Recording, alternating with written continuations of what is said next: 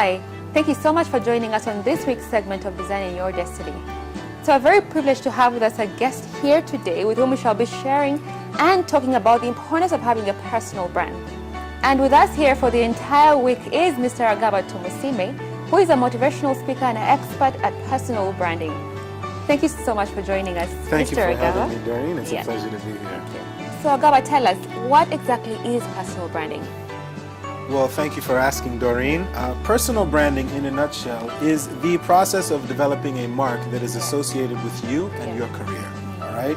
Now, you use this mark to express and communicate your skills, your values, and those attributes that make you unique in the marketplace. And ultimately, people are going to want to evaluate you for these characteristics that you have and determine whether or not they want to do business with you or associate with you on one meaningful level or another. That's what your brand is all about. Brilliant. Yes. And why is it important? Well, it's important because ultimately we should all consider ourselves salespeople. Yes. Everybody who has a job is a salesperson.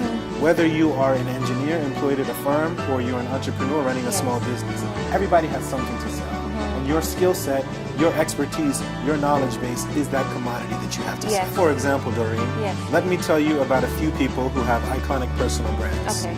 In the sporting world, you have Michael Jordan.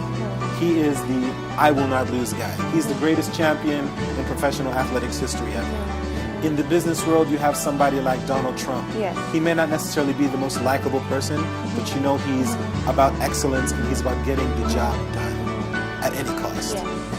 In our Ugandan culture, you have people like the executive director of KCCA, Ms. Jennifer Musisi, the Iron Lady. She's so strong, she's so principled.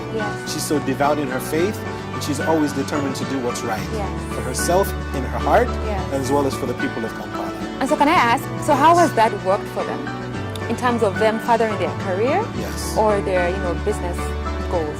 Well, take somebody like our favorite Jennifer Musisi, for example. She's somebody who built a personal brand of excellence, of integrity, and uncompromising will to do what is right.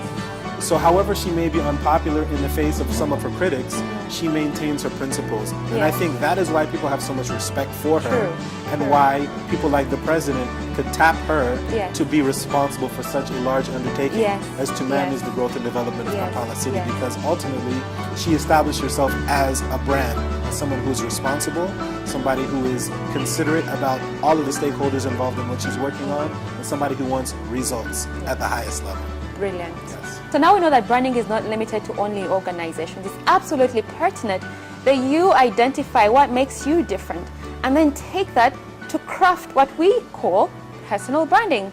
So join us tomorrow as we then delve deeper into finding out what are the 5 key strategies to you building a very effective personal brand.